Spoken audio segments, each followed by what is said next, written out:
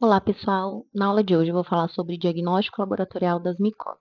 Essa aula ela vai se dividir em duas partes. A parte teórica, que eu vou falar rapidamente sobre os fungos, sobre as micoses, e termino com a parte prática desse diagnóstico. Então, aqui está o sumário do que vai ser dito. Eu vou falar sobre a revisão dos fungos, vou falar sobre as micoses, os principais agentes dessas micoses e termino com um diagnóstico laboratorial, tanto teórico quanto prático. Então, falando um pouquinho dos fungos, eles se dividem em três: fungos leveduriformes, que são fungos unicelulares, fungos filamentosos ou bolores, como popularmente conhecido, que são fungos pluricelulares, e os fungos dimórficos, que são fungos que conseguem alterar a sua morfologia entre os dois. Eles são tanto leveduriformes quanto filamentosos, dependendo da temperatura, de pH, vários fatores podem alterar a sua morfologia. E existe uma classificação que a gente considera muito importante para falar de fungo, que são três: fungos patogênicos clássicos, oportunistas e contaminantes. Os fungos patogênicos clássicos são fungos com alto fator de virulência, ou seja, ele pode causar doença em hospedeiro imunocompetente. Já os fungos oportunistas, como o nome diz, eles se aproveitam e causam doença em pacientes imunocomprometidos.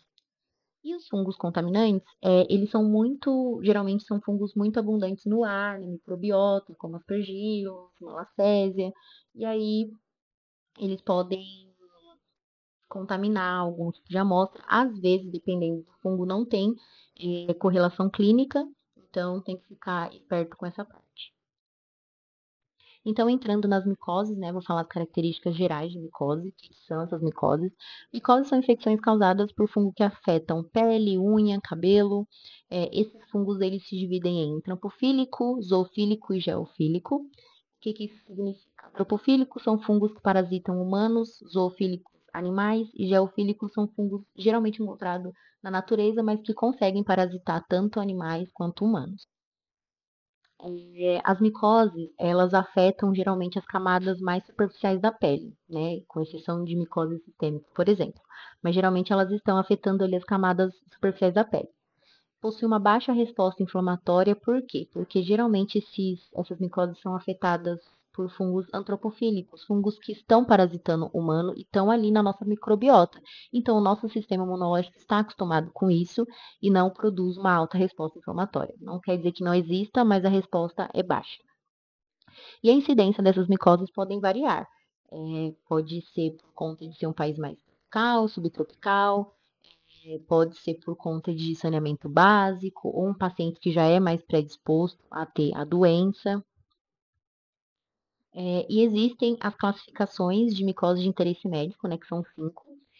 Então, são as micoses superficiais, as micoses cutâneas e subcutâneas. Essas micoses, geralmente, como eu disse, estão nas camadas mais superior da pele, né? As micoses superficiais, elas ficam estritamente aqui na, na epiderme, né? No extrato córneo, que é a camada mais superficial da epiderme. Já a cutânea e a subcutânea, elas ficam na derme e na hipoderme.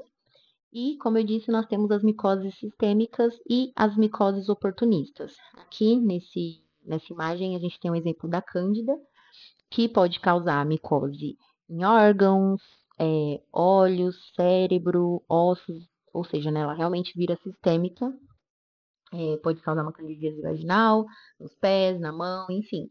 E as micoses oportunistas, que também é um exemplo da cândida, que vai se aproveitar de um paciente imunocomprometido para causar ali as doenças. Então, quais são os principais agentes causadores dessas micoses, né? A gente tem as micoses propriamente ditas, que são, né, as mais comuns ali de micoses superficiais, causada pela malacésia, o tricósporum, Piedra ortai, Ortai Werneck, que vai causar ptiríase, pedra branca, pedra preta, tinea nigra. E nós temos também os dermatófitos que causam as tíneas, né? Já são micoses ali também consideradas cutâneas, que é o Tricósporum, Micrósporum e Epidermófiton, que são os que mais causam, mas existem outros, a Artroderma, Nanísia e outras muitas aí, que vão causar Actinium corporis, Pedis, Cruris, Captis e as onicomicelas. Mas aqui, entrando no diagnóstico laboratorial, que é o foco aqui da aula, o diagnóstico laboratorial micológico se divide em três muito importantes, que é o exame direto, que é uma ótima técnica por ser rápida. Então, a gente ali, quando a gente pega uma amostra clínica, já leva rapidamente no microscópio e consegue ver se tem ou não um agente ali causando alguma micose. A semeadura e o isolamento, que vem depois do exame direto, e por último a identificação, que a gente faz a partir da semeadura e do isolamento. Então, tudo começa ali na coleta da amostra, então é importante a gente se atentar à quantidade de material que a gente está coletando, ao local da amostra, evitar colher em áreas mais antigas, porque é, a gente sabe que quando tem uma lesão e ela já está mais antiga, significa que o fungo já não está mais tão ativo ali. Pode até ter, mas é mais difícil. E também se atentar ao bisturi, sempre estéreo, e sempre partindo de regiões da região próxima ao centro em direção à periferia. Porque, como eu disse, se tem uma lesão, por exemplo, essa daqui, arredondada, e a lesão começou aqui no meio, concordam que aqui no meio a lesão está mais antiga, o fungo está mais. O fungo pode não estar ativo aqui, mas já nas bordas, que é para onde ele está indo, já que ele se alimenta da queratina da pele, ele pode estar mais ativo, estar mais abundante, fica mais fácil da gente olhar no microscópio. E quando é um raspado de unha, a gente tenta a mesma coisa, raspar onde está mais afetado ali. Então, indo, né, para o exame direto, a gente pode obter esse material de escarificação de pele, né, um raspado, de pelo, unha, do couro cabeludo também. Nós vamos clarificar esse material com hidróxido de potássio, o famoso KOH, entre 10 a 40%, depende do laboratório. O que esse KOH vai fazer? Ele vai digerir a queratina da nossa pele. A queratina são essas células aqui que a gente consegue observar. Ele vai digerir, deixando só as hifas, que é o que a gente quer observar. Aqui onde está a cacetinha, aqui, a gente consegue observar. A gente também pode colocar o DMSO, que ele vai acelerar esse processo de digestão da queratina, e glicerina 10% para evitar que essa lâmina resseque, e também levar ao microscópio. Também tem o azul de lactofenol, que vai ajudar na visualização, também vai acelerar o processo de digestão da queratina. E aí a gente leva ao microscópio e visualiza essas estruturas aqui que eu mostrei nessa imagem. Depois disso, com o mesmo material, é importante a gente fazer uma semeadura e um isolamento. E aí a gente escolhe meios específicos com a temperatura apropriada para o isolamento desse agente etiológico. Então é importante a gente escolher um meio certo, né? A gente tem o meio Saborô, que é um meio não é tão rico, assim, ele só contém fonte de carbono, que é a glicose, e fonte de nitrogênio, que é a peptona, e o pH dele é mais elevado para o ácido. O fungo geralmente ele gosta do pH mais ácido para crescer. Ou então a gente pode aprimorar esse meio saborô, colocar um clorofenicol, que é deixar esse meio mais seletivo, né? Que é um inibidor, ele vai impedir o crescimento de determinados fungos.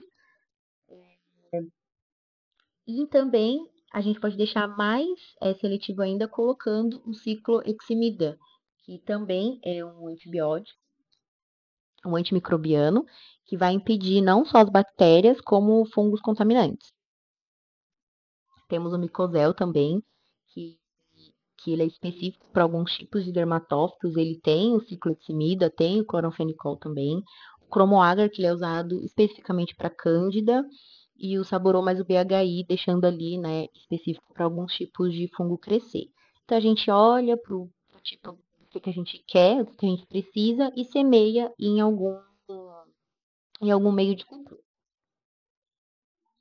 E por último, a gente termina com a identificação desses fungos, né? A identificação a gente faz por morfologia, então eu dividi em dois, né? Vou falar dos bolores e termino falando das leveduras. Os bolores, eles são muito mais fáceis de identificar por macromorfologia, porque a gente tem uma velocidade de crescimento ali certa, a gente olha o aspecto da colônia, a cor do verso, a cor do reverso e a produção ou não de pigmentos. Então, essa imagem aqui, ela é bem clássica do Trichophyton rubrum. ele deixa o meio mais avermelhadinho, ele deixa o meio mais vermelho. Aqui ele possui uma colônia mais algodonosa, e a micromorfologia, ele vai ter hifas septadas ou não septadas, hifas finas ou hifas mais grossas, a gente consegue ver a diferença nas imagens também. A gente consegue diferenciar pela estruturação das hifas e, o mais importante, o órgão de esporulação, como ele vai estar esporulando os esporos dele. Com bolores, a gente consegue fechar diagnóstico apenas pela micromorfologia, mas já não acontece a mesma coisa com leveduras, né? A gente não consegue porque é um pouquinho mais difícil. Eles possuem uma colônia mais pastosa, como a gente consegue ver, observar aqui nessa primeira imagem. A gente também precisa olhar o verso, o reverso, produção ou não de pigmentos, tudo isso é muito importante. A gente sabe que células leveduriformes, né, na macromorfologia, ele tem essa cor mais clarinha e o diferencial é que na micromorfologia de leveduras a gente não consegue fechar um diagnóstico porque é mais difícil. Porque o que a gente consegue observar da micro são apenas essas células arredondadas, né, dizendo a grosso modo. Então é uma micromorfologia mais difícil de identificar. Geralmente a gente vai ver blastoconídeos, conídeos, às vezes hifas, pseudohifas, hifas verdadeiras, mas muito mais difícil de identificar, porque a gente, né, a grosso modo dizendo, só conseguimos enxergar essas bolinhas no microcultivo. Então agora a gente encerra essa parte prática e vamos ver esse raspado direto, a semeadura na aula prática.